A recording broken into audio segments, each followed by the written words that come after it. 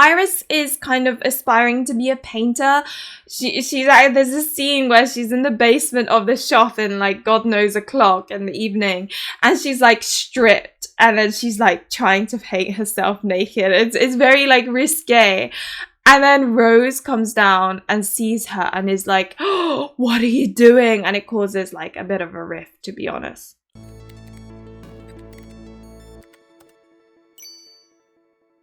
Hello everyone, it's Luli, and today I'm going to be introducing a book that is dark, it is twisted, it is juicy, and honestly, especially towards the end, the pacing was so fast that I was like dying to know what was going to happen and the result of everything. But so yeah, I will be doing a review where it's sort of like spoiler free at the beginning, and in the second half I will be retelling the entire book so that you don't have to read it if you either don't have the time or you just simply don't want to, and hopefully, you know, you'll have great fun.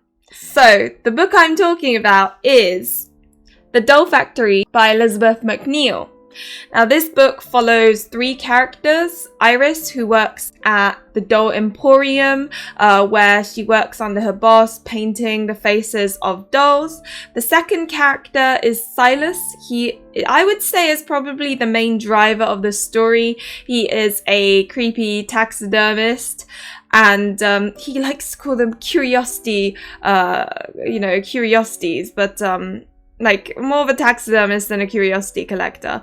And he works in this little shop where he specializes in stuffed animals. And then the third character, which I felt like he didn't leave as much of an impression as he should have, is an artist. He is very attractive, and he strives to basically do art that is a little bit different in style than the current, I guess, popular one. So they all have aspirations, actually. So Iris is dying to be a painter. She wants to be an artist, but this is all based in the Victorian period in, I believe, 1850s. 1850. So, you know, women aren't really sort of considered people who should be out there, you know, working and making a name for themselves. So it's a very difficult dream. So even being able to paint is something that she dreams of. Silas, he has an aspiration to have a museum of his own. So he wants his basically curiosities of strange animals, whether it be deformed or stuffed in a magnificent way. He wants it up in an exhibition, and it happens to be that in this time the Great Exhibition is being sort of built in London, and he wants one of his pieces to successfully be exhibited there. And you know, so he aspires to essentially be respected, I suppose, and accepted, which is quite difficult given how creepy he is, unfortunately. Think of someone who just constantly gets picked on, and yeah, that's the kind of character he is. Now the third one, Louis, his aspiration, as I mentioned earlier, is to produce art that is different from the current style and for it to be accepted, and that's what he strives for. I guess he would be the most fortunate character out of the three. Iris is not very well off. She is quite poor, to be honest. You have Silas, who is constantly being made fun of, and it's really quite horrible, to be honest, especially at the beginning. You do feel quite sorry for him. So, you know, compared to them, Louis is doing a very good, like, has a pretty good life. Now, all of these three intertwine. Essentially what happens is Iris and Silas bump into each other. Silas feels infatuated by Iris because she has this twisted collarbone, and what a strange, like, you know, when you like someone, there's nothing wrong with someone who has a twisted collarbone, but it seems very strange for someone to become infatuated with another just because of that. Already that in itself was a bit weird, but he honestly becomes obsessive over her. One day, Louis loses his model for his art piece, so he's seeking for a new one. Silas just happens to introduce Iris to Louis, who then basically finds her mesmerizing, perfect for his portrait, and therefore hires her as a model in exchange for him to teach painting to Iris. And so that's how their lives intertwine. I'm not gonna lie, there was just so many moments in this where I was like, why did this have to happen? Oh god, it just snowballed. And honestly, it was a very addictive read.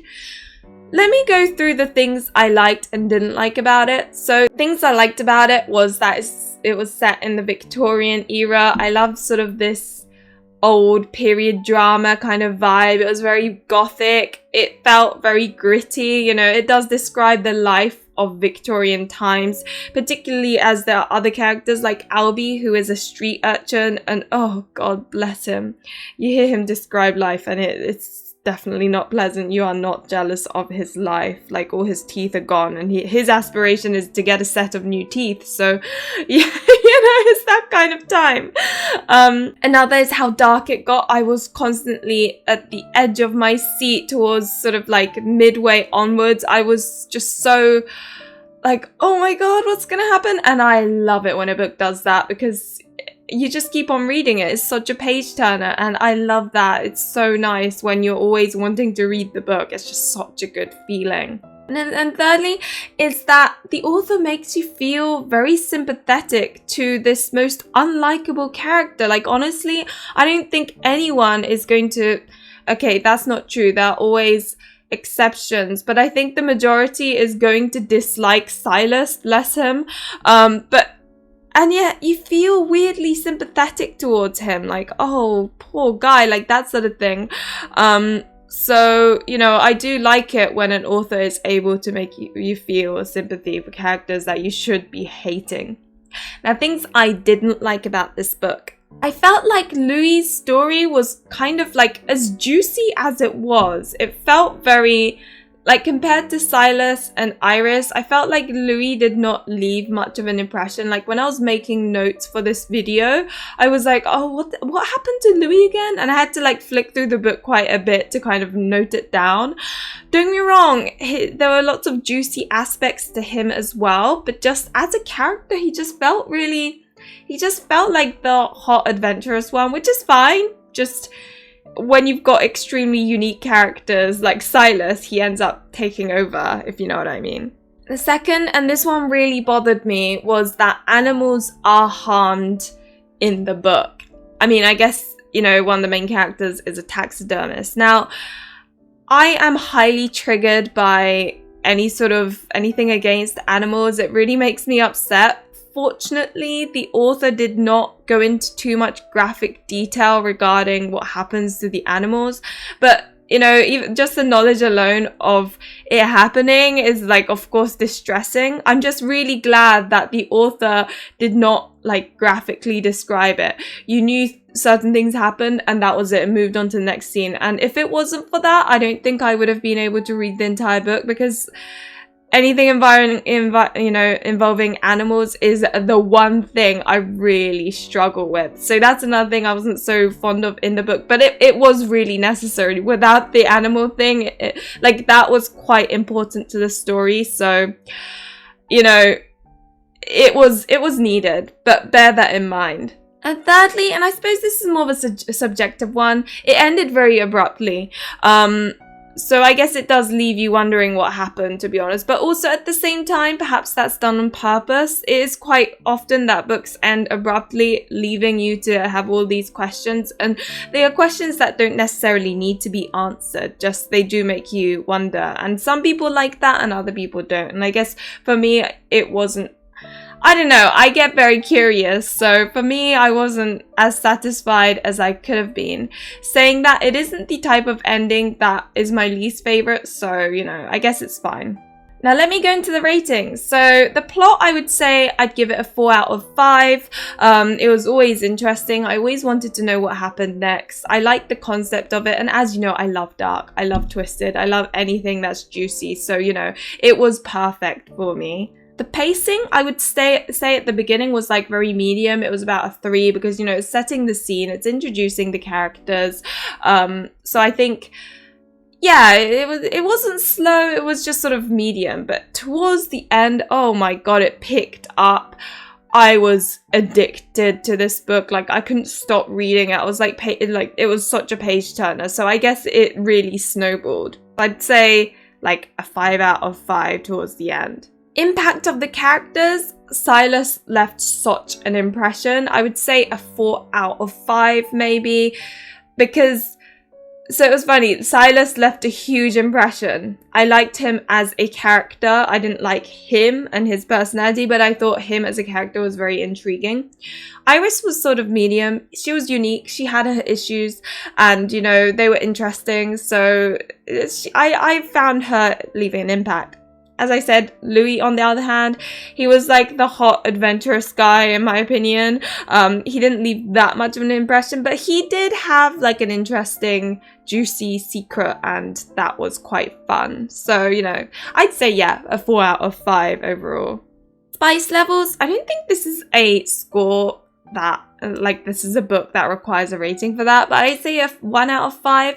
The focus was not the romance of, like, between the characters, to be quite honest. Like, I'm not gonna lie, I was kind of surprised because I thought this book was going to be about a triangle relationship. It was not. So, you know, I was expecting some romance, and there is romance, but it definitely isn't the focus of the story, I would say. There is a kind of bed scene, but it doesn't last very long.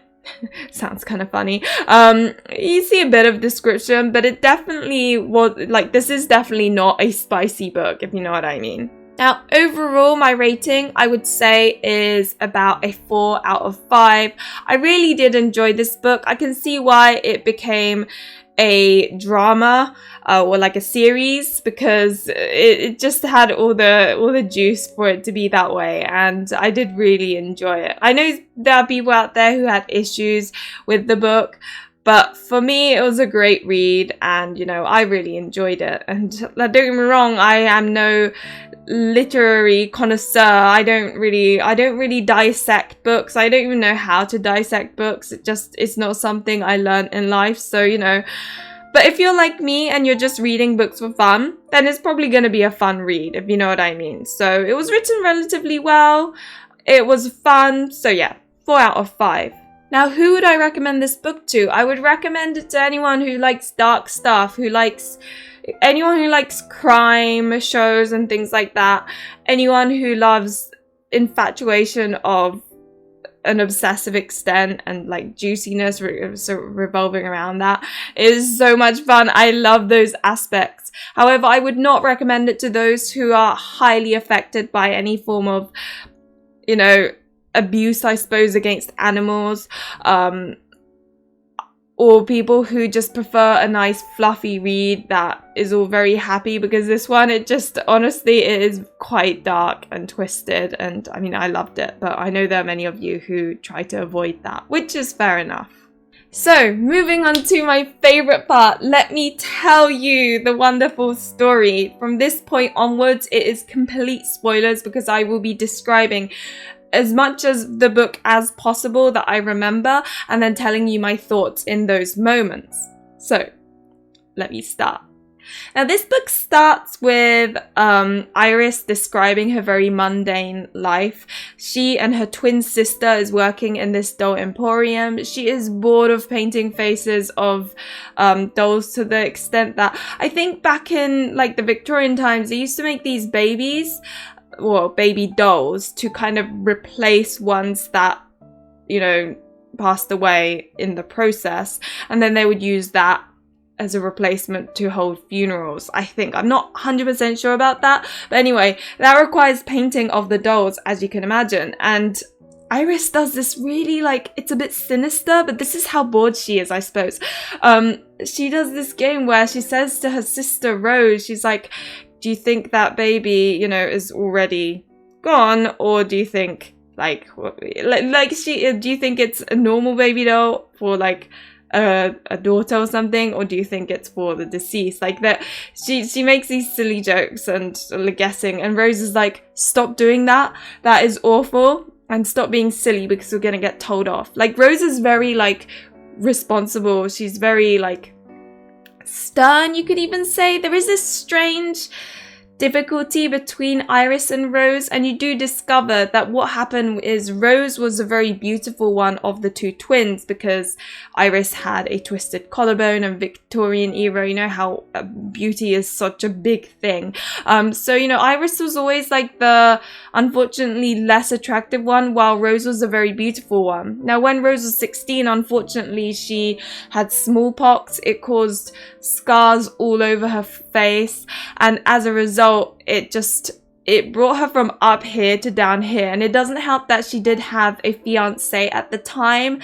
And how harsh is it? The fiance was like, oh, sorry. And so that got broken up. So yeah, not only did she lose her look, she also lost her fiance. And ever since then, she has been very bitter towards Iris, even though it's not Iris's fault. There is a misunderstanding though, but I'll get to that later. Anyway, Iris is kind of aspiring to be a painter. She's like, there's a scene where she's in the basement of the shop in like God knows o'clock in the evening, and she's like stripped, and then she's like trying to paint herself naked. It's very like risque.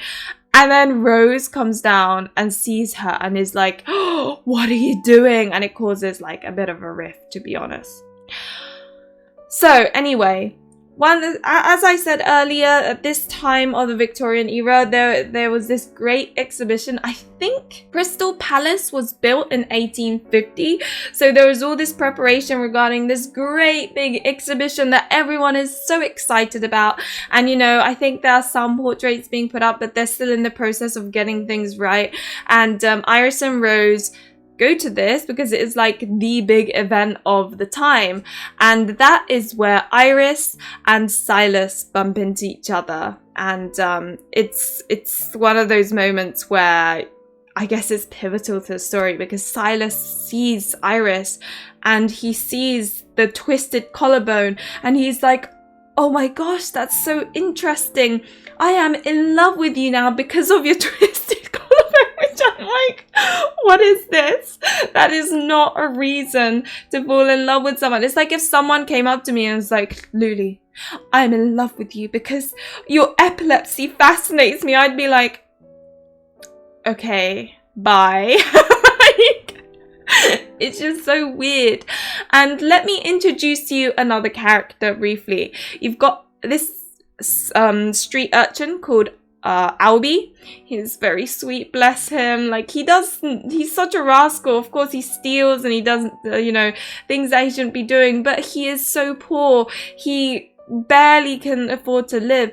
His sister is working as, you know, a woman that sells her body in the evening, like that sort of thing. And so you're feeling very, and I think he in that moment introduces Iris to Silas, saying, oh, you know, this is the woman that I provide. I can't remember what he provides. I think he does deliveries to her or something. And so like he's like this, and he introduces Silas as a taxidermist, I suppose, and they meet. And Iris does not remember this very much. It doesn't really leave much of an effect. She's just thinking about the great exhibition, and you know, it's just a chance encounter. Whereas Silas, it is the moment he encounters his biggest love type of thing, and that's where his infatuation starts.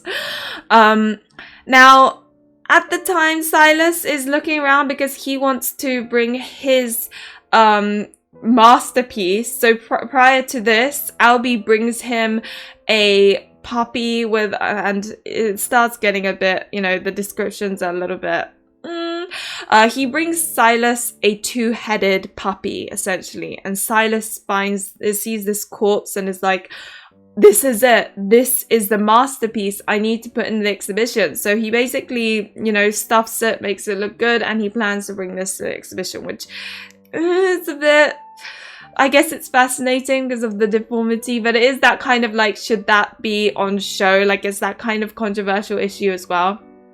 But yeah, so that's what Albie does. He brings Silas dead things, basically, and it's a bit of a weird relationship too, but Albie would do anything for money, so there we go. Now, meanwhile, Louis is painting away. He actually ordered a stuffed dove from Silas.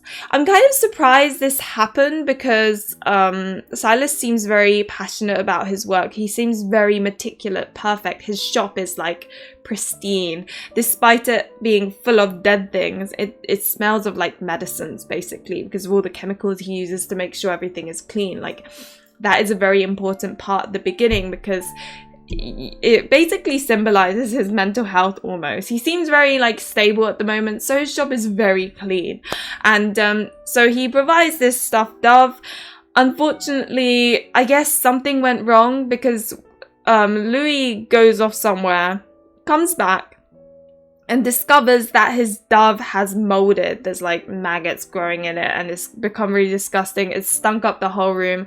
And as a result, his model is like, there is no way I'm going to be your model. This is disgusting. And so he loses his model.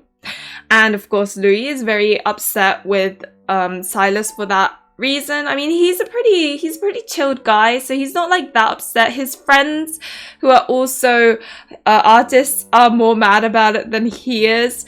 And you know, they really, later down the line, Silas goes to the pub, this is revealed. The friends are like, what are you going to do to make up for it? And Silas, you know, it's not like he has money. So he's like, I will introduce you to another potential model.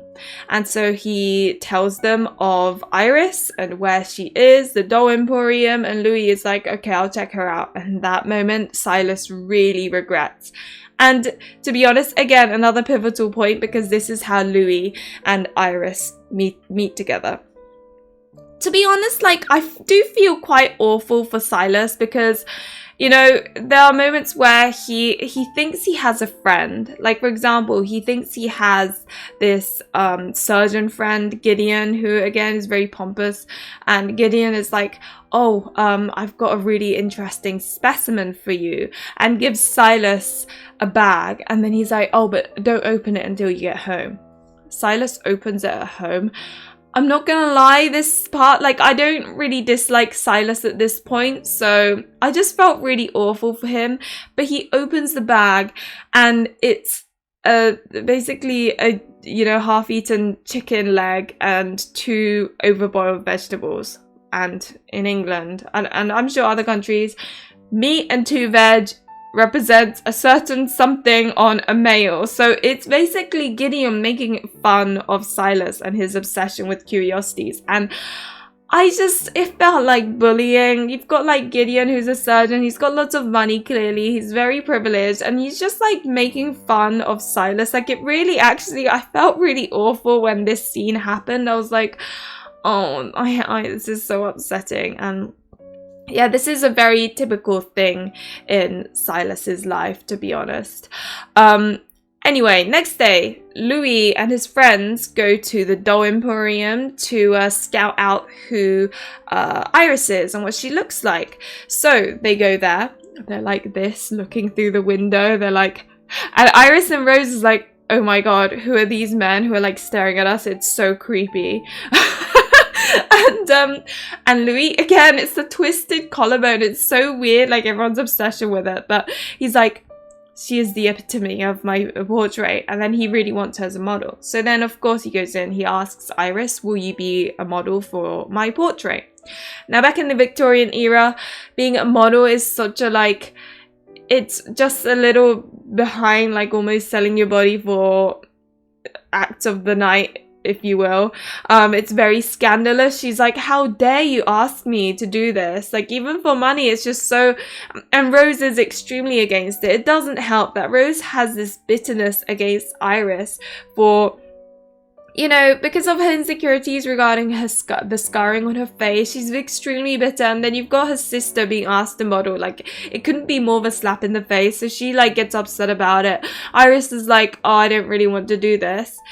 But Louis then says, I will teach you how to paint in return. And as you know, Iris is desperate to learn how to paint as an artist. So she's like, oh, well, hang on a sec. Because to her, that it was worth more than the money itself. And then eventually she accepts. And that is how the relationship forms between Rose and Louis. Now, I can't remember if she quits working at the Doll Emporium and moves in with Louis. I think she eventually does, and her and Rose end up cutting ties, like they no longer see each other, which is quite sad. Throughout, you do feel quite frustrated that there seems to be some sort of misunderstanding. You're frustrated by Rose's bitterness towards Iris. Like, Iris just wants to be good sisters with her again. They had such a lovely childhood, so it is quite painful and frustrating to watch their relationship. So yeah, that kind of sucks. Anyway, so meanwhile, and yeah, I know it's so complicated because of all these different POVs, but Silas is making these little almost stories of what happened between him and Iris. Like, his delusions are gradually getting worse and worse. Like, he's like, oh, you know, this is how we met. Like, in his mind, it wasn't just Iris going, oh, okay, well, bye. It was like Iris being infatuated into him as well. Like, they met and it was like two people falling in love with each other. Like, that's what's going on in his head, and he truly believes that that is what happened. So he's like thinking about her, and meanwhile Cyrus has completely forgotten about this guy. Like, she doesn't even know he exists. She's like, oh, I guess there was like a shopkeeper somewhere. Like, that is sort of what he's thinking. And he keeps on like bumping into her and casually asking her to visit his shop, like, but she dismisses it, thinking he's just being polite, and she's not really saying yes. She's like, yeah, sure, maybe, but it's very casual, but he takes it as a yes, I'm gonna come and visit you. And, you know, it's very painful because there are scenes where he is sitting there waiting for Iris to come along. He's like pretending to read this magazine. He isn't very good. He's not very, like, he's not very good writing or reading. He's pretending that he is reading this newspaper, essentially, but she never arrives. And then in his mind, he's creating excuses for her, like, oh, maybe she ended up in an accident, or this happened, that. Meanwhile, Iris has completely forgotten about this. And so all of that is happening. And then in his mind, he's like, oh, next time we meet, she's going to be like, oh, I'm so sorry, darling. And it's like, that isn't gonna happen. She doesn't know you, buddy. Oh, bless him. And you feel so awful for him because he's so obsessed and she just does not have any feelings towards him. Oh, God. Bless the guy. I do feel sorry for him. Oh, but anyway, now, it makes sense that Iris does not remember Silas because she is gradually falling in love with Louis. And Louis, I think, is slowly falling in love with her. So there's some romance developing there. One day, however, there's a little boy and he's like, hey, daddy, towards Louis. And Iris is like, who the hell is this? It's discovered that Louis is actually married and has a son, and he had been withholding this information from her, I guess because he was gradually falling in love with her and he felt that she would judge him for having this wife and deserting her in Edinburgh because she, I guess, started having, I think, manic episodes. She was going a little bit crazy, so he's like kind of left her there. It's so wrong. And yeah, so obviously Iris judges him. She's very upset. She's like, oh, you betrayed me. She goes off and then she bumps into Silas again and then forgets about him. But like, Silas is sort of, I think he gives her a little pinned butterfly or something. But again, she just kind of forgets about him. Whereas in Silas's mind, he's like, oh, that encounter. She was so grateful of the butterfly I gave her and la la la. And again, very painful.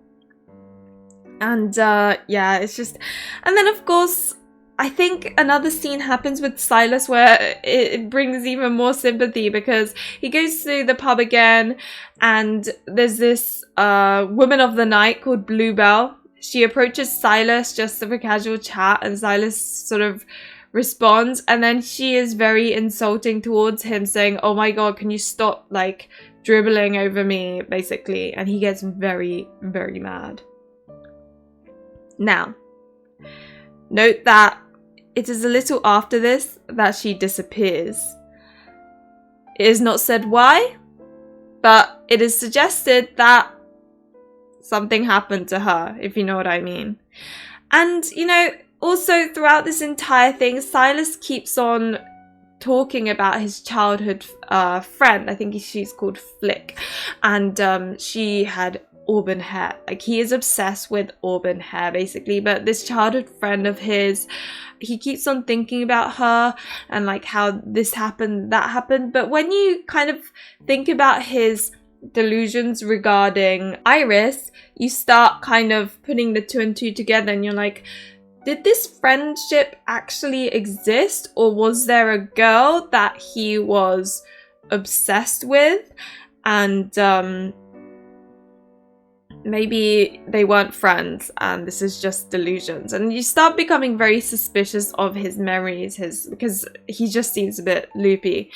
And I think it was that evening that he goes to a brothel and is about to do the act, if you know what I mean, with this girl who he thought had auburn hair. It was dyed. He's disgusted by her. He's not interested anymore. I think he like strangles her and goes crazy with her.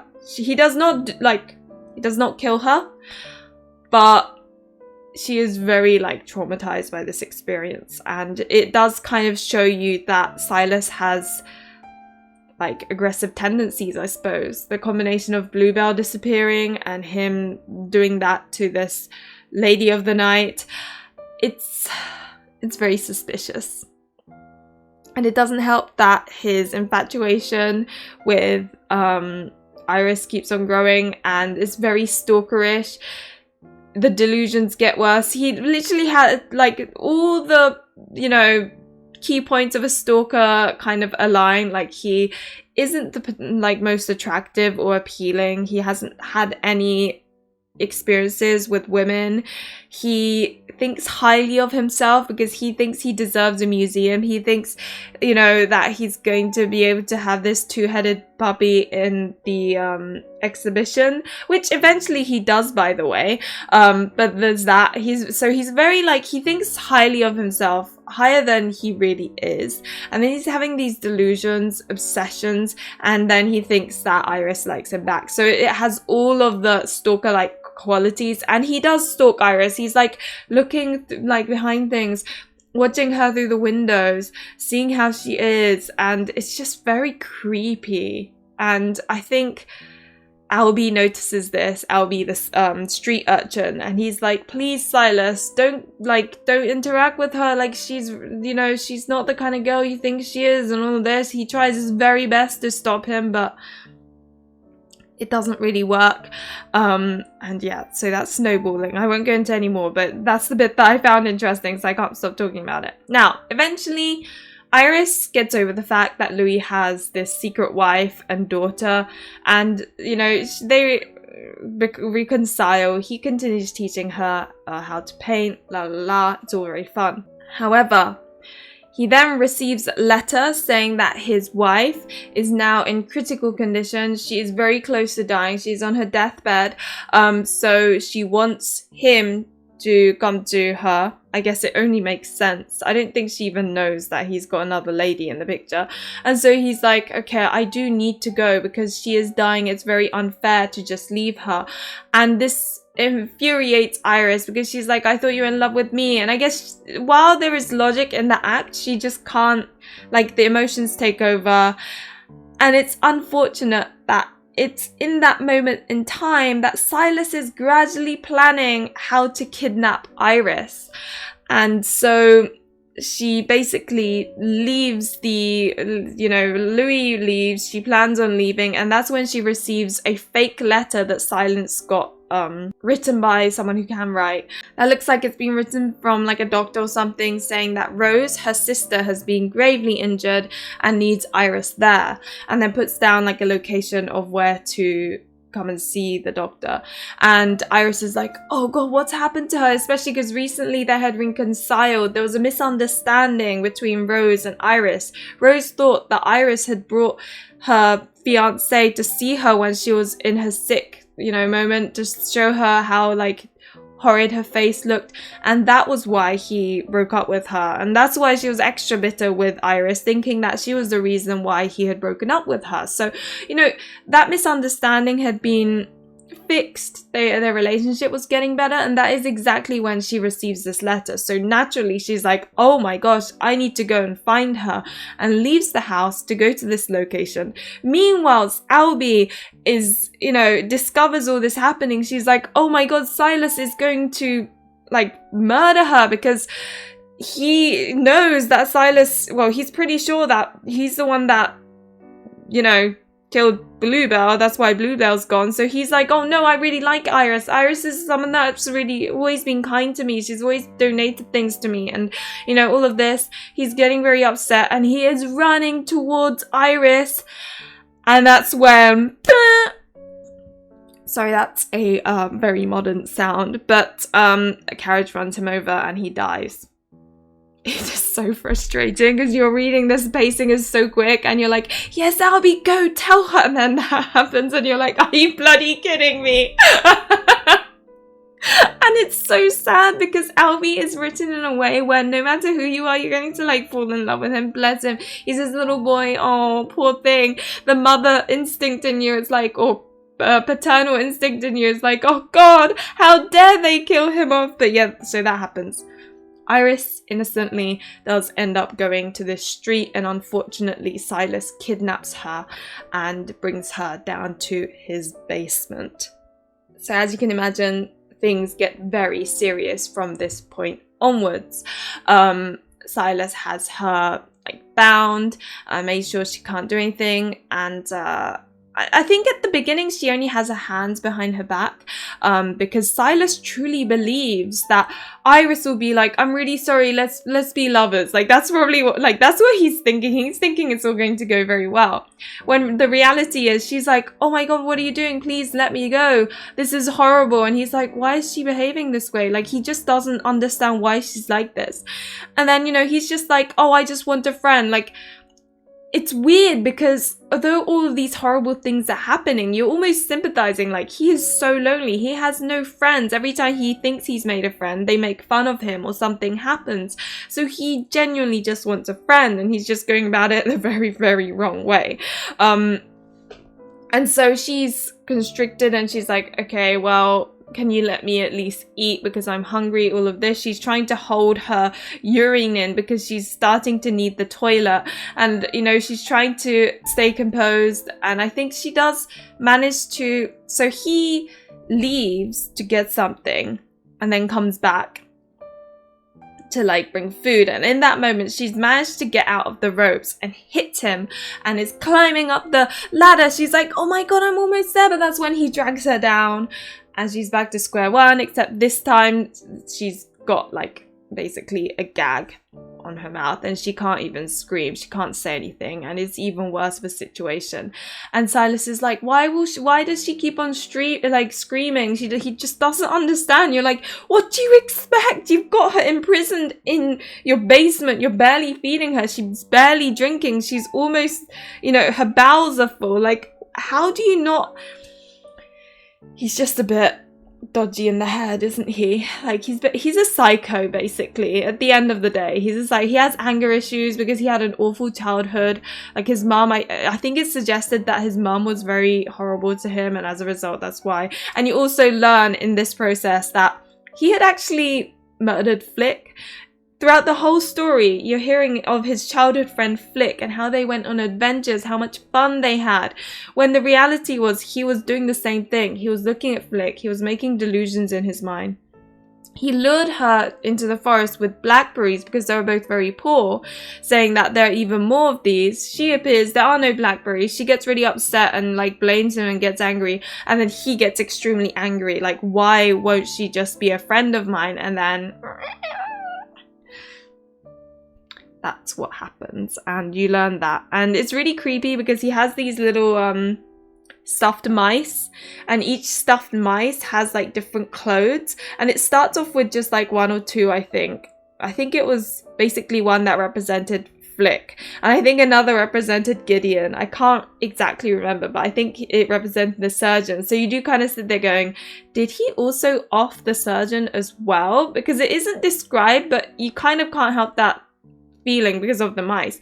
And then one with a blue dress appears, Bluebell, and you're like, oh, so maybe these mice represent who he has, you know. So yeah, that's kind of creepy. And then yeah, so you do discover this about Flick and how his delusions had led him to do that, and it's just, honestly, it's so much. It doesn't help that up to this point there's a lot of symbolism in regards to animals as well. It starts off with him being fascinated by the skulls of a fox that had like basically died of starvation or something, and he watched it decompose every single day as a kid. Like, that is twisted in itself. And then like smaller to bigger animal, like it starts off with a dead animal being brought to him, and then he's like, I want this, and so Albie's out like killing the, oh, it's so wrong. It really is. But like I said, one, the symbolism is necessary in the story, and two, the author does not like go into it. It's like, oh, there's this animal and you feel sorry for it because you know what's going to happen. Albie does something and then it's the next scene. So it doesn't really get described, thank God, because if it did, I think it would be too uncomfortable for me to continue. But yeah, so it was over very quickly. So those scenes weren't too bad, but yeah, they were there. And so you see the symbolism. So you, with time, you can also see what's going to happen. You can tell that Silas is probably going to eventually murder Iris. And so you're like feeling this tension and anticipation throughout the whole novel. So the pacing, like, and the increase in pacing is just like, oh my God, what's happening? What's happening? Anyway, Iris is still in the basement. She's screaming, and that's when the head of the pub brings Constable to Silas's shop to say that Bluebell's missing, and she thinks that it's this guy that did it. But now Silas puts on his, oh, I don't know what you're talking about. This lady is clearly crazy. And because Silas is a man, whereas the head is a woman, the constable is like, yeah, okay, moves on. They don't hear Iris's screams, and that's that, and you're very frustrated because she's like trying to scream and it's not working. Now by this point, Iris has let out, like, she couldn't hold her urine. She's soiled herself both ways. It's described and you're like feeling really sorry for her. You're like, oh God. Meanwhile, Silas is like, how is my queen so disgusting? And I'm like, what do you expect? You've got her in prison. You've got her tied up. She cannot do anything. And you expect her to be clean? Like, she doesn't get to bathe. She's like shitting herself. It's very disgusting. And you expect her to be pristine and clean. But I guess that's like a really typical stalker behavior. Like, the stalkers always think that the person they're stalking is like always pretty and always perfect and always how they imagine them to be. So he is now disgusted by her and basically just leaves her. Like, he doesn't bring her any food, he doesn't bring any water. And then Louis and Rose are like, while this is happening, and Louis and Rose are like, oh my God, what's going on? Where's Iris? What's happened to her? And Louis and Rose come and visit Silas to his shop because Rose is very suspicious of him. And Louis, he's very trusting. He doesn't suspect Silas at all because I guess he sees Silas as that like unfortunate kind of helpless guy, so he doesn't think it at all. But then the problem is Silas had just gotten Iris to write a letter to Louis saying, can you forget about me? And what's really frustrating is she writes it in a way that would alarm Louis, but Silas at the very last minute notices that she's written the letter in a strange way and then changes it a little bit himself and then gives it to Louis. So Louis does not really suspect anything and they just leave. And you're like, oh my God, there are so many moments where you're like, she could have been rescued. As I said, Iris has been left in the basement for days by this point, and she has not been given water, she has not been given food, and Silas is beginning to make this stuffed mouse dressed like Iris. And you're like, oh, okay, oh. And the author truly makes you think that she is going to survive. Actually, saying that, you can't tell. She does a very good job in making you wonder whether Iris is going to survive or not. So you're sort of like, oh. Flick to the next chapter. Silas is going down to basically drag up the body to dispose of it. Now, however, she was just pretending. She was just pretending to be, you know, deceased. She smacks him around the face. A whole fight happens. She's like, you know, survival instinct. She's getting up the ladder. She's finally climbing up. And she exits. And you're like, yes, oh my God. And she, you know, is in the streets and all that happens. And then this is what I mean by abruptly ends. It ends there. And there's a letter basically showing that Iris eventually, I guess, submitted one of her art pieces. And, you know, it's a letter from the gallery saying, we've accepted it. This is our thoughts on the painting. Well done. And that's where it ends. And you're like, what? It was so abrupt, honestly. I was like, what just happened? So yes, that is how it ends. Was that dramatic? Like, I don't know if I told that story very well. It was very difficult given there are 3 perspectives. You can probably tell why Louis left less of an impression, especially towards the end. He barely appeared apart from like the moment with Rose where he's like, where is she? And it like, you can tell why it didn't really that. But honestly, the Silas and Iris part, like it just, whew, towards the end. The tension, because really the author writes it in a way that you don't know whether she's going to survive or not. I'm so glad she did for once. So most stories, I always hope that it's not a happy, I know this sounds really messed up, but in every story I'm always hoping that it's not going to be a happily ever after, because I find it so boring when a story is just all wrapped up and everything goes well. I just find that so like, it's too standard, it's too, you know, predictable. I really don't like it. So normally I'm like, yeah, something horrible needs to happen, it ends there, and that will leave an impression. But with this book, I was like, no, Iris needs to survive. So I was really happy she managed to, and that scene was so climactic. It was really good. But yeah, the fact that it ends there, you're like, wow, okay, that was abrupt. But it was good. I'm trying to think of like other elements in it. I think what I liked was they all had aspirations. They all had like similarities in that sense, and that kind of linked them together. But I think I like the symbolism of, so Silas's shop also gets more and more dirty. Like it goes from pristine to, oh god, he stops thinking about the double-headed puppy for a bit. He eventually submits it, but like it was almost like this is his obsession with Iris, and this is his interest in his museum. Like it's very opposite. And the animals slowly, and then like Flick, and how his imagination is always thinking about Flick, and you're like, who is Flick? And this childhood friend, and you feel really sorry for him, like for a lot of it, because you're like, I guess he lost his childhood friend. And then, as you know, it's revealed that he was the one that killed her, and it's just very depressing. But yeah, I think at the end of the day, it's not like, if you think about it, it doesn't sound that twisted in that we are surrounded by like crime shows and, you know, twisted stuff. But I think it's the way that you read it. You think it's just going to be like, I don't know, you don't really know what to expect, and then it takes a dark turn, like it just snowballs. And I think that's what it was about this book that I really liked. But I don't know, hopefully that all made sense. Please do let me know if there are questions, there's something that is not very made clear. And if you read this book and you're like, Luli, you forgot this part, then do comment it below, because, you know, I always hope I haven't missed anything. I did make notes, but it can be difficult. So, yeah, hopefully that all made sense. And again, do let me know your thoughts, and, you know, if I missed something, and if there are any improvements that can be made on this video, as I'm still a little bit insecure about them.